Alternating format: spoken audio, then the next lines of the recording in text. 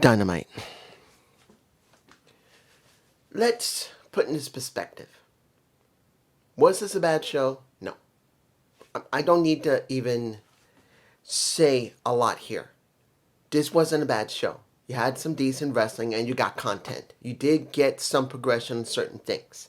You did get things that you normally would not get because they have not been giving it. But does it mean something? No. No. I want to make this very clear. We got content. I'm not telling you didn't get something. We did. We got content in certain places that is good and that I've been talking about more than a year. But when you look at how this situation is in AEW, the type of content they're giving, some of it is the right content, but the rest is either half-baked or not complete. Well, half-baked means not complete, but not complete or doesn't make any sense. Okay, Pac versus Okada. That is the Gold League. Let's make this clear. I'm biased. Pac's my boy. I always love Pac. He's always been my favorite wrestler currently. He has been. No lie. No cap. No nothing. But the problem here is this. Pac has done nothing. When he went away because he got injured, he wasn't doing much but working with the Death Riders. Comes back, he's doing the same thing. And understand, guys, I love Pac, but I'm frustrated that Pac, who is a good wrestler who can talk well, who could easily be put into the main title picture, and if you built him correctly, could easily make it mean something when you got a face dealing with a heel, and they're not doing it. This is trash.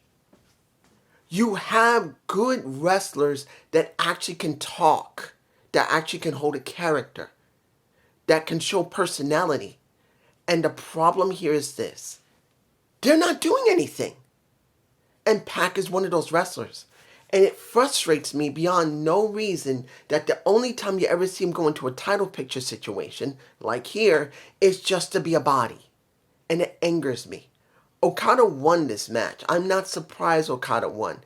I didn't expect Okada not to win. Now, what did I feel about the segment later? Now, I know I could be saying, dude, what about what happened with the Don Callis family later? I'll talk about that. But the segment where you got Okada, where you got Kyle Fletcher, where you got Don Callis, as well as Kateska, talking about roughly not putting the international championship up, trying to justify that you got two legs of the unified championship. He's not putting both up, which makes no damn sense. There should not be two titles. Again, decisions that make no sense. We should not have two titles still functioning. The Continental Classic should be for the unified championship, not the Continental Classic championship. It can still be called the Continental Classic, but it's for the unified title that was unified months ago. This year, it was unified. Why can't it be for the unified title? Why do we have to keep the Continental title separate from the international title? Why are we even seeing Okada with the international title? It's trash. And hearing Kyle Fletcher saying, don't worry, Okada, we have a chance to bring that Continental Championship back to us, and that title will never leave your shoulder. It's a travesty. It feels stupid. I can't believe they're doing this to Okada. And I'm not even a big Okada fan. He's holding a debunked title on his shoulder, and he shouldn't be. He is the unified champion. He shouldn't even be in the tournament. The tournament should be to pick someone to go against him at World's End, and it's not. He's a part of it, which didn't make any sense from the beginning when they were doing it. I understand that Eddie Kingston, I'll come to Eddie in a minute. I understand when Eddie Kingston was in the tournament to win the Continental Classic while he was dealing with it, It made sense because he wanted to prove that he could hold not one title, but 3 separate titles that had not been merged yet. He had 3 titles. And the thing, it made sense for him to be that way. He was holding the Strong title, he was holding the Continental title, and then he was holding the ROH title. Having all those titles because of his story made sense. Here it doesn't make any sense. Moving on. The next match. That would be Kevin Knight versus Kyle Fletcher for the Gold League. Again, they got 2 Gold League matches back to back. Now, I already know what happened with Darby. Darby was hospitalized. I do not believe this is a work. I believe this is a real thing. He went right after the hospital, right after the match with Kevin Knight to the hospital. They showed footage of him in there. Now, I'm not saying that this, I don't believe this is a work. They took him off TV. It's a possibility that this is real, possible, because if you watch the Kevin Knight match with him, he was not working well.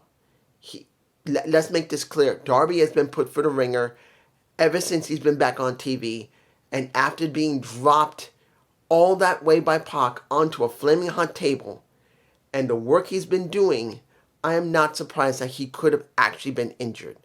It looks like he actually has been injured. They have not stated what it is yet. Maybe they don't know yet.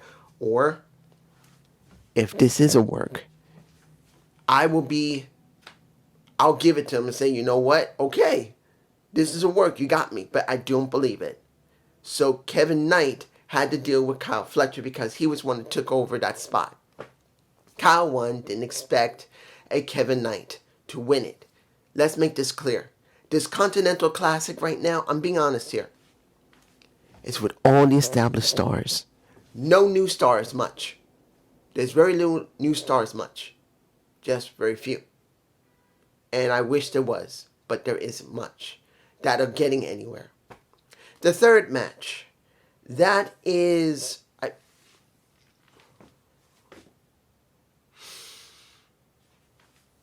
I hated this match. Not because of its quality, but because it was stupid. The hardcore death match between the Timeless Love Bombs and Megan Bayne and Marina Shafir. Why did we need this match? Why were the women having to do a freaking hardcore death match? Why? It made no sense whatsoever to have this stupid stipulation in a damn tournament that doesn't require stipulations. Unless there was a special situation in the story that the Love Bombs had, that they were screwed constantly by the very ones they're up against, and that is why they had to do it. No, this was done by Tony. Not because they were being treated badly by Megan Bayne and Marina Shafir. It was because Tony believed that neither one of these teams had anything going for them. So he gave them a death match. This shows you how little trust Tony Khan has in his women. They're in the tag team. You have 2 women in the tag team that are very well liked. Let's make it very clear. Timeless Toni Storm is loved. Marina Shirakawa is loved. They didn't need to have to struggle in a death match against Megan Bayne, who has nothing going for her, and Marina Shafir, who literally had nothing going for her. And the only reason she's there is because Penelope Forbes is injured in a sling. She can't wrestle. I'm like, really? I didn't understand this match even existing, and it was not the quality, and it was semi-alright. I mean, it wasn't a great match, but it's not the point if it was a good match, great match, or a bad match. It's the point it should have never been a match. Of course, the Love Bombs won. But what does that mean? We now have 2 face teams going up against each other. People who like them. It would have been better that you let Megan Bayne, Marina Shafir, win. And then either have the Love Bombs face them as the final match, or the Babes of Wrath. You now put head-to-head 2 face teams that legitimately didn't need to be facing one another. You didn't need it. It's more important to get the title over, not to get a dream match between two teams that are well liked. Look, everyone loves Willow. Everyone does also love, well, Harley Cameron is very over. Is she over more than Willow? No, but she's over. All these women are over, and because they're over enough, they're gonna do a dream match against two teams that should not be facing each other in this situation at this time. You should be making very clear that you needed to get these titles over, and it doesn't make a difference which team wins at Winter is Coming next week. It doesn't matter because you now messed up this tournament by one, making a stupid stipulation where it made no sense. Two, where the teams are now facing each other that are both the same type. Three, the women who should be at the end of this, who had the most interest because it was something you would never see, and that was, could you not want to see Athena and a Mercedes Moné near the end of this? They didn't have to win it, but they could have been at the end of it. Instead of a Megan Bayne and Marina Shafir who have literally no heat. Megan Bayne has no heat. None. I like Megan Bayne, but she has nothing. Marina Shafir just walked around with a damn briefcase and choked people out, and she's never wrestled. Only now they're letting her wrestle because they have no one else to put in her place. And then you have Mercedes Moné. No matter if you like how many belts she has, she's over as a heel.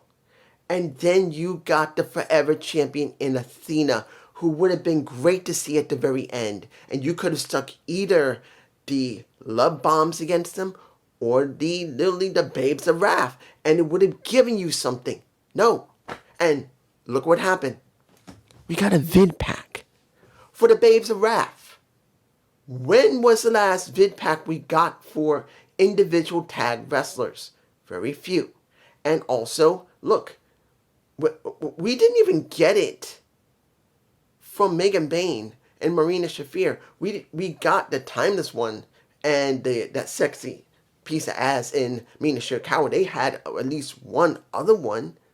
The only other time you've now seen a vid pack is for two sets of tag teams that are not even in the tournament. Megan Bayne and Marina Shafir didn't even have a vid pack, but the Triangle Chaos did, who I think should be called the Sisters of Sin. They should all be called the Sisters of Sin instead of the Triangle Chaos. It doesn't really roll off the tongue as the Sisters of Sin does. They had their vid pack. And then you have, let me get this straight. Jamie Hayter and Chris Statlander get to talk, and it's not for the tournament. Just to have a tag match set up for when Winter's Coming, and it's going to be in Europe. I don't remember they're going to be doing it. I think it's in Scotland. But the point is, you're giving more interest to 4 women who are not in your damn tournament than your tournament. Moving on. Next match, the Ops versus Dark Order. If they win the match, they actually get a shot. And you see a Hangman Page talking to, I forgot them, I think Reynolds and Silver along with Evil Uno. It's been a while since I've actually seen them on Dynamite. It's been quite a minute. And they told them, who was it? It was Reynolds who said it to Adam, don't mess this up for us. He said, no problem. I owe you that much. We were together. I owe you that much. He didn't say it, but I'm saying it. But when that match is over, you're damn sure I'm coming after them. Fine match. But did I believe Dark Order, who has not been on Dynamite in who knows how long? I don't even remember the last time I've seen Dark Order on Dynamite. Collision, don't watch it. The numbers there, they don't really mean much except for when I talk about the segment in a minute with Samoa Joe and Eddie Kingston. They have not been on Dynamite in months. So I didn't expect them to win. Then the huge smoz, the fight comes out after what happened with Hangman Page, and that the dojo for the ops had to protect not only Hook, they grabbed Hook and got him out first, then second Hobbs, and then finally Shibata managed to roll out after he got his ass cleaned. And then the little segment after that by Hangman Page saying, when winter is coming, I'm coming for you guys, and I will not be alone. We already know who that is. You don't need to hear me say his name, but you know who it's going to be. Even though, why are they together? Now, mind you, we already know it makes sense to have Hangman with a Swerve Strickland. But wouldn't it be nice to know why Swerve is doing this with Hangman Page? Why he's going to let himself be in a war with Hangman Page to go against the ops? Wouldn't it be nice to hear this from Prince Nana? Now, if you say, well, it's on Collision, well, guess what? I don't watch Collision. Very few people do.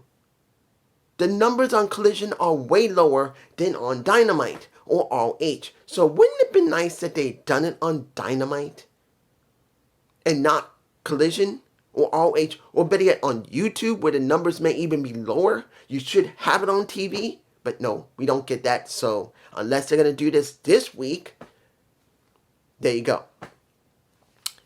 Okay, the final match.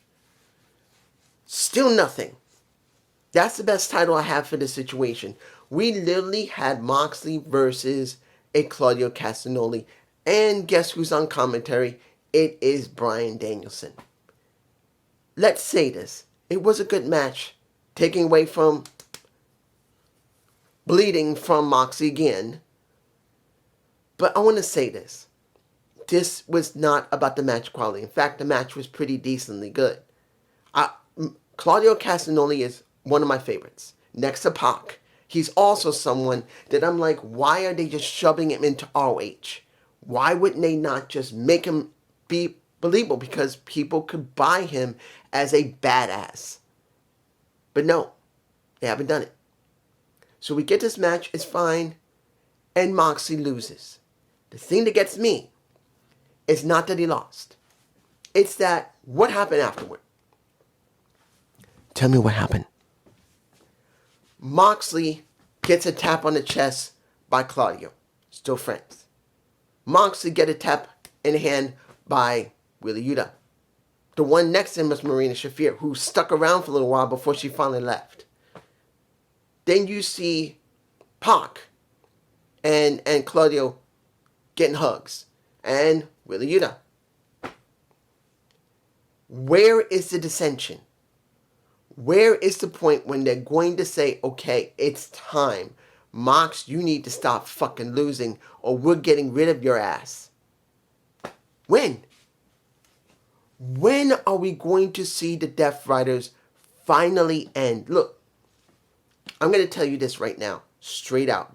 Once we finish this, I'm going to do what's going on with Eddie, what happened with the Bucks and stuff like that in a minute. But I'm going to say this right now. If anybody remembers Aces and Eights in TNA, they were over like stink. They had the best storyline that anyone seen in years at that time. That was around 2013 or 14.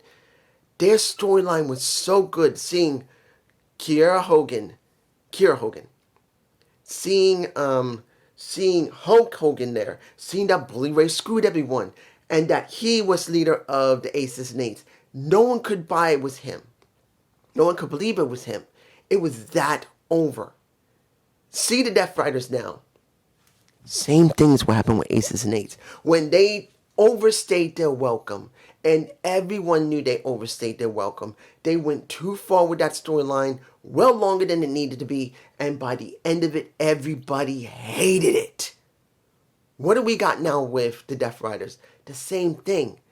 They had their moment when it was good. It was something different. Then nothing came of this build. Because look what happened with Hangman Page. As much as you want to say that he was over, he had his moment to be over and they did not book him to be over because no one felt important enough to deal with him. At one point, if you remember, Hangman Page was not closing or opening the show. He was the second fucking match on the show. He didn't close the show. He didn't do the main event. He didn't open the show as a match. He did the second match of the show twice, which made him look like trash. So all of this with the Death Riders feels like a big waste of time. If they do not end this with Moxley, destroy Moxley and send him away, what is the point of everything they just did? Now, let's talk about these segments. Did I like Ricochet? He did alright. Now he's supposed to go to Battle of, when is it? Super Card of Honor. I think this is this Friday or Saturday. I am not going to be able to watch it because I will be watching Final Retribution, and then after that, I will be watching, which show is that? That would be Deadline. Deadline Saturday, and Final Retribution in TNA will be Friday. So I'll be watching both of them. Now, maybe I might do it on Sunday. Super Card of Honor. You guys are going to have to tell me. But what he talked about wasn't bad. But the thing now is, what do we gain with Ricochet as the national champion? I don't know. I don't know how they're going to book him. I don't know.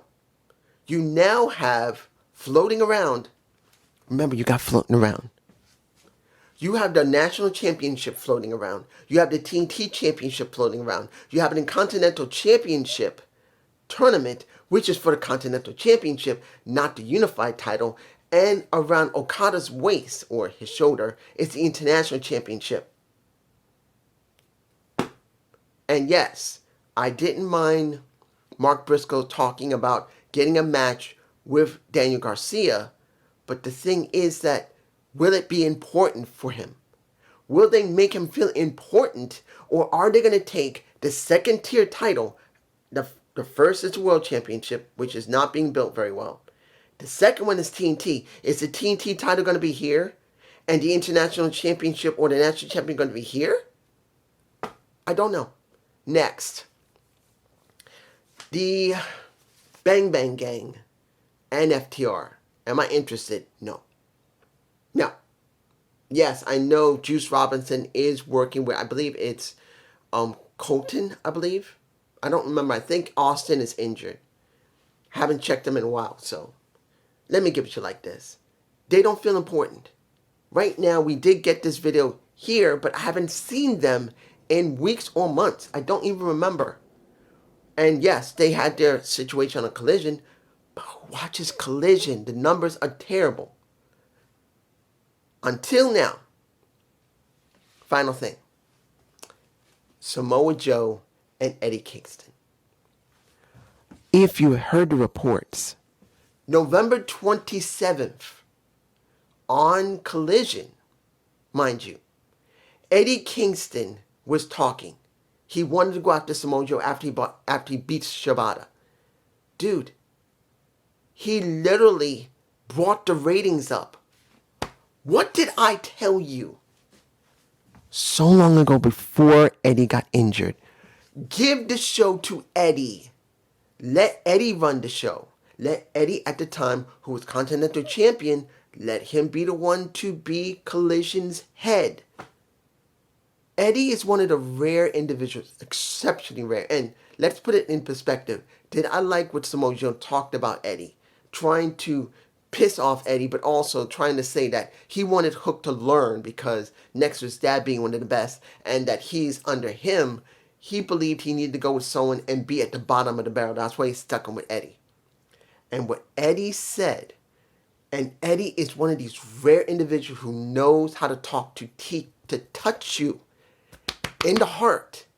That's one of the rare people that is in this business who is one of the best talkers that can make you feel. If you've ever looked on AEW and that he did a promo about a sandwich, a freaking sandwich, he talked about it. And he made you feel an emotion about a damn, I think it was a cheese sandwich or a tuna fish sandwich. He could do it. And look what he did. No one has seen Eddie for over a year. He comes back, people love him. People feel something from him. And now he's going to be having a shot at the title at Winter is Coming, and I don't buy him winning it there.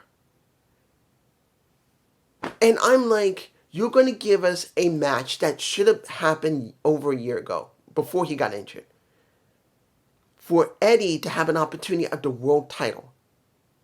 And the thing is that at that time, after going through the Continental Classic, and he was the New Japan Pro Strong champion, if I remember correctly. He was the ROH champion. He won the Continental Classic. He was willing to give up all his titles if he lost the Continental Championship, or not managed to go through it.